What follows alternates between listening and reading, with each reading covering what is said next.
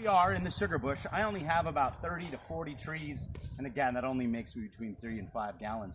But keep in mind that it takes about 40 to 50 gallons of sap to make 1 gallon. So you boil that down, and that gives us that 1 gallon of maple syrup. So we're specifically after maple trees, although all other maples will actually produce a syrup. It's the maple trees that we're after because the sugar content of the sap is exponentially greater. The tree in itself is totally kind of underassuming. I mean, the tree makes its own energy. It beautifies its landscape. It fertilizes, it basically feeds itself with the leaves it drops every year. And it is self-sustaining, can hold up to 10 times its weight, et cetera, et cetera. So truly, if we looked at what a tree does in kind of a techno sense, I'm not sure we've come up with anything that is as effective as a tree. The tree's made up, obviously, of the roots, the trunk, and the canopy. The roots extract water during the winter and nutrients as well during the winter. And as soon as we hit those warmer temperatures, it starts shooting xylem up the tree in an effort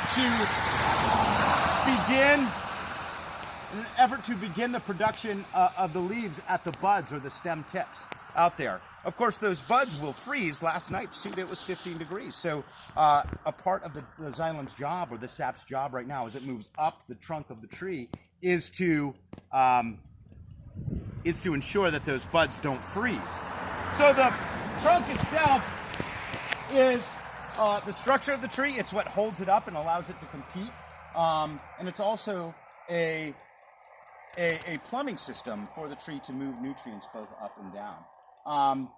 Come on over close and we'll take a look at the sap. I think we've got sap coming out of this tree right now. So it comes out of a spile or a tap, and as you see, it's dripping out into this bucket, this galvanized bucket. Buckets have been used for really, well over 100 years.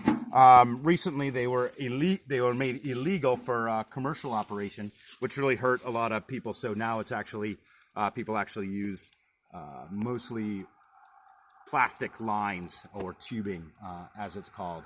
As you can tell, this tree's been tapped ever since I've lived here, which is 10 years, and the tree is perfectly healthy. The tapping does not hurt the tree in any way, shape, or form. So I'm just going to take the top off this bucket and take the sap, and I'm going to pour it into this 5-gallon bucket.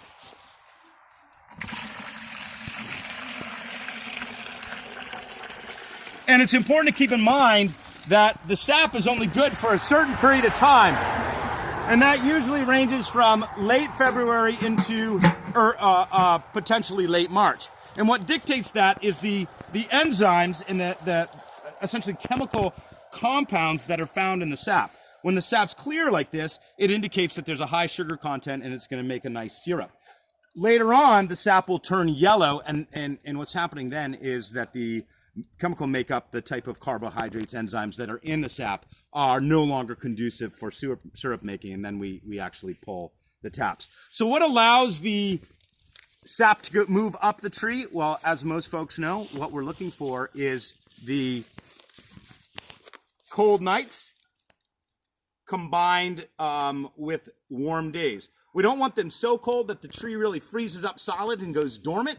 And we don't want it so warm that bud out happens super quick. So we're really looking for nights in the 20s and days in the high 30s to mid 40s. That's kind of what we had last night, and we're having a pretty good run here today. And I better gather sap to get it to the bulk tank to get into the sugar house. We'll see you later. Thanks.